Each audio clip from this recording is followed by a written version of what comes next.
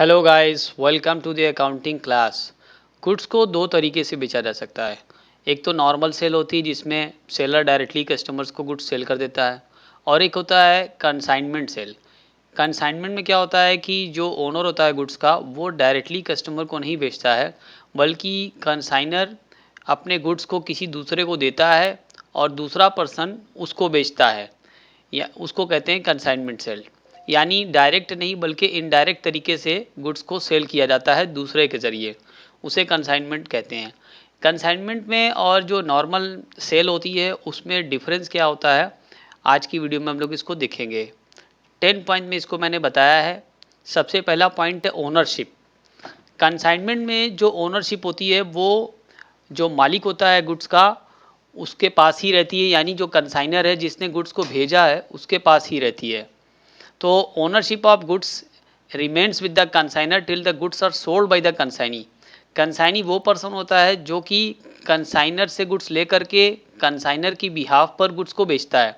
तो जब तक कि गुड्स फाइनली कस्टमर तक ना पहुंच जाए तब तक गुड्स का मालिक जो होता है वो कंसाइनर ही होता है। कंसाइनी गुड्स का ओनर नहीं होता है। कंसाइनी सिर्फ कंसाइनर के बिहाफ पर गुड्स को बेचता है, वो ओनर नहीं होता है। जबकि सेल में अगर हम देखें, जो नॉर्मल सेल होती है उसमें ओनरशिप पास हो जाती है फौरन बायर के पास। गुड्स को जैसे ही सेलर बेचता है बायर के पास, तो बायर के पास जाते ही गुड्स का ओनर भी बायर हो जाता है। लेकिन कंसाइनमेंट में कंसाइनर गुड्स को भेजता है कंसाइनी के पास, तो कंसाइनी ओनर नहीं होता। कंसाइनर और कंसाइनी के बीच में क्या रिलेशन होता है, यहाँ पर जो कंसाइनर और कंसाइनी है उसके बीच में रिलेशन प्रिंसिपल और एजेंट का होता है। कंसाइनर को प्रिंसिपल कहते हैं, यानी मुखिया या प्रधान, क्योंकि गुड्स का ओनर वही होता है। और जो कंसाइनी है जो कि कंसाइनर के लिए काम कर रहा है, इसलिए इसको एजेंट कहते हैं। तो एक रिलेशनशिप की बात करें कंसाइनर और कंसाइनी के बीच में, तो वो प्रिंसिपल और एजेंट की रिलेशनशिप होती है। कंसाइनर प्रिंसिपल और कंसाइनी एजेंट हो जाता है। अगर हम नॉर्मल सेल में बात करें तो वहाँ पर दो पार्टी होती है, एक बेचने वाला और एक खरीदने वाला। तो यहाँ पर जो रिलेशनशिप है वो सेलर और परचेजर का यानी बायर का होता है। रिस्क, किस तरह के सेल में किसके पास रिस्क होता है। कंसाइनमेंट में चूंकि ओनरशिप कंसाइनर के पास ही रहती है जब तक कि गुड्स फाइनली बेच ना दिया जाए, इस वजह से जो रिस्क होता है गुड्स का वो भी कंसाइनमेंट में कंसाइनर के ही पास होता है। जबकि नॉर्मल सेल में ओनरशिप ट्रांसफ़र हो जाती है जैसे ही गुड्स को सेल किया जाता है। नॉर्मल सेल में कस्टमर के पास ओनरशिप चली जाती है, रिस्क भी ट्रांसफ़र हो जाता है और रिस्क भी चला जाता है बायर के पास। तो कंसाइनमेंट में रिस्क कंसाइनी के पास नहीं जाता है, वो कंसाइनर के ही पास रहता है। जबकि नॉर्मल सेल में गुड्स ट्रांसफ़र हो जाता है और ओनरशिप भी ट्रांसफ़र हो जाती है, इसलिए रिस्क भी ट्रांसफ़र हो जाता है। बायर जो होता है वो रिस्क भी बियर करने लग जाता है। कमीशन की बात करें, कंसाइनमेंट में चूंकि जो कंसाइनी होता है वो कंसाइनर के बिहाफ पर गुड्स को सेल करता है, इसलिए जो सेल प्रोसीड होती है उसका कुछ परसेंटेज कमीशन के तौर पर कंसाइनी को दिया जाता है। तो कमीशन वाली जो बात होती है वो कंसाइनमेंट में अप्लाई होती है। कंसाइनी को कुछ परसेंटेज सेल प्रोसीड का कमीशन के तौर पर दिया जाता है। जबकि जो नॉर्मल सेल होती है उसके अंदर किसी तरह के कोई कमीशन की बात नहीं होती है। एक्सपेंसेस, अब जो सेल किया जाएगा उसमें जो खर्चे होंगे उसका क्या ट्रीटमेंट होता है।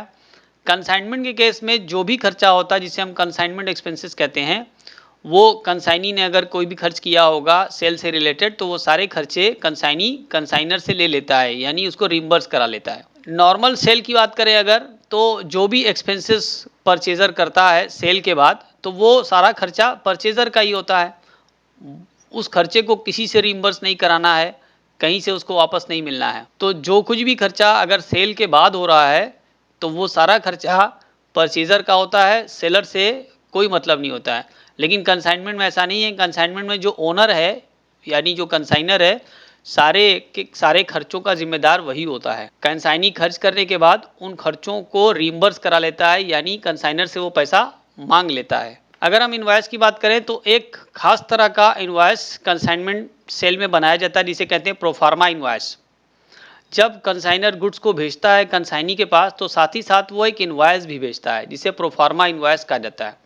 उस इनवॉइस के अंदर वो डिटेल लिख देता है गुड्स के बारे में, जो गुड्स वो भेज रहा है उस गुड्स की क्वालिटी क्या है, क्वांटिटी क्या है, उसका मिनिमम सेलिंग प्राइस क्या होना चाहिए, इन सारी चीज़ों की डिटेल वो प्रोफार्मा इनवॉइस में लिख देता है। तो ये प्रोफार्मा इनवॉइस कंसाइनर बना करके कंसाइनी के पास भेजता है और ये कंसाइनमेंट सेल में अप्लाई होता है।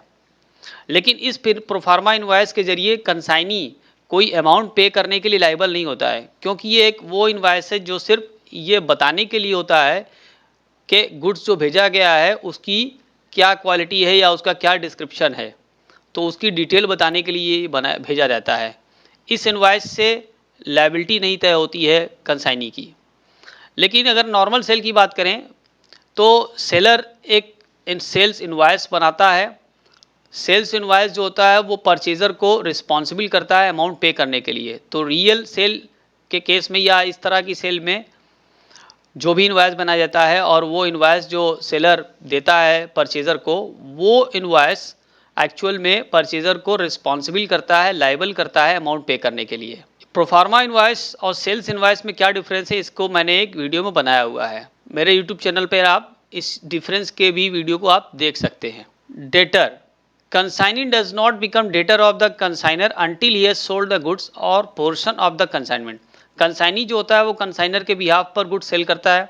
अगर कंसाइनी ने कोई गुड्स सेल किया है तो जितने अमाउंट का गुड्स सेल किया है वो उतने अमाउंट के लिए कंसाइनर का डेटर बन जाता है, क्योंकि वो अमाउंट जो उसने सेल किया हुआ है उस अमाउंट को उसे कंसाइनर को लौटाना पड़ेगा। क्यों लौटाना पड़ेगा? क्योंकि असली मालिक जो माल का है वो कंसाइनर है, कंसाइनी नहीं है।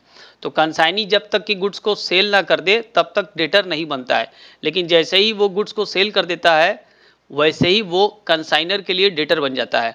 अब वो चाहे जितने का भी सेल करे, होल गुड्स को सेल करे या पोर्शन को करे। मान लीजिए 1 लाख का गुड्स था, उसने 10,000 का सेल किया तो 10,000 रुपये के लिए डेटर बन जाएगा। अगर उसने 50,000 का गुड्स सेल कर दिया तो 50,000 के लिए कंसाइनर का डेटर बन जाएगा। तो कंसाइनी डेटर बन जाता है कंसाइनर का जब वो गुड्स को पूरी तरह से या जितना भी पोर्शन बेच देता है।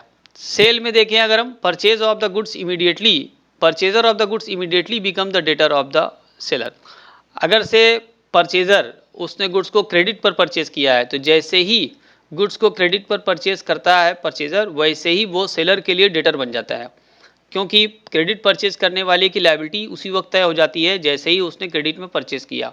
तो purchaser immediately become the debtor of the seller। Return of goods, goods sent on consignment are returnable to the consignor if funds sold। आपको पता है कि कंसाइनर कंसाइनी के पास भेजता है गुड्स को सेल करने के लिए, लेकिन अगर कुछ गुड्स सेल नहीं हो पाता है तो कंसाइनी वो गुड्स वापस भी भेज देता है कंसाइनर के पास कि इतना गुड्स हमसे सेल नहीं हो पाया है। तो goods sent on consignment can be return to the consignor. जबकि नॉर्मल सेल के केस में परचेजर यानी जो खरीद लिया है गुड्स वो बेचने वाले को या सेलर को लौटा नहीं पाता है, लेकिन कुछ एक्सेप्शनल केसेस में लौटा भी सकता है। तो कंसाइनमेंट में गुड्स को रिटर्न कर देना कंसाइनी के जरिए कंसाइनर तक ये एक आम बात है, लेकिन सेल में सेल्स रिटर्न जो होगा वो एक आम बात नहीं होगी। Right to sell the goods, goods को बेचने का अधिकार। कंसाइनी जो भी बेचता है वो कंसाइनर की बिहाफ पर बेचता है या कंसाइनर के नाम पर बेचता है, तो एक्चुअल में ओनर कंसाइनर ही होता है, इसलिए जो सेल भी की जाती है वो कंसाइनर के ही नाम से की जाती है। यानी गुड्स को बेचने का अधिकार जो है वो कंसाइनर को है, लेकिन कंसाइनी उसकी बिहाफ पर बेचता है, उसकी ओर से बेचता है। जबकि सेलर के केस में सेलर खुद मालिक होता है नॉर्मल सेल के केस में, इसलिए वो अपने ही नाम से बेचता है। यहाँ पर कोई दूसरा पर्सन इन्वॉल्व नहीं है उसके गुड्स को बेचने के लिए, जो सेलर है वही ओनर है, तो वो अपने ही नाम से गुड्स को बेचता है, उसको ही बेचने का अख्तियार है, उसको ही बेचने का अधिकार है। कौन सा एक्ट किस पर अप्लाई होता है? कंसाइनमेंट में अगर किसी तरह का कोई झगड़ा हो जाए, कोई डिस्प्यूट हो जाए तो इसका सेटलमेंट कॉन्ट्रैक्ट एक्ट 1872 के तहत होता है, यानी कॉन्ट्रैक्ट एक्ट अप्लाई होगा। कॉन्ट्रैक्ट एक्ट के अंदर लॉ ऑफ एजेंसी है वो इस पर अप्लाई होगा। लॉ ऑफ एजेंसी इसलिए अप्लाई होगा क्योंकि आपको मैंने बताया कि जो रिलेशनशिप है कंसाइनर और कंसाइनी की वो है प्रिंसिपल और एजेंट, यानी एजेंसी यहाँ पर इन्वॉल्व हो जाती है। कंसाइनी एक तरह का एजेंट है, इसी वजह से लॉ ऑफ एजेंसी जो कॉन्ट्रैक्ट एक्ट में होता है वो इसके ऊपर अप्लाई होगा। जबकि नॉर्मल सेल के केस में अगर कोई झगड़ा होता है बायर और सेलर के बीच में तो वहाँ पर sale of goods act 1930 apply होता है। उम्मीद करते हैं ये इन्फॉर्मेशन आपको यूज़फुल लगी होगी। तो अगर आपने मेरे चैनल को अभी तक सब्सक्राइब नहीं किया है, इसको सब्सक्राइब कर लें, बेल आइकन को प्रेस कर दें ताकि मेरी हर वीडियो की नोटिफिकेशन मिल जाए। आप मुझे फेसबुक और इंस्टाग्राम पर भी फॉलो कर सकते हैं। अपना बहुत ख्याल रखिए, मिलते हैं अगली वीडियो में, तब तक के लिए गुड बाय।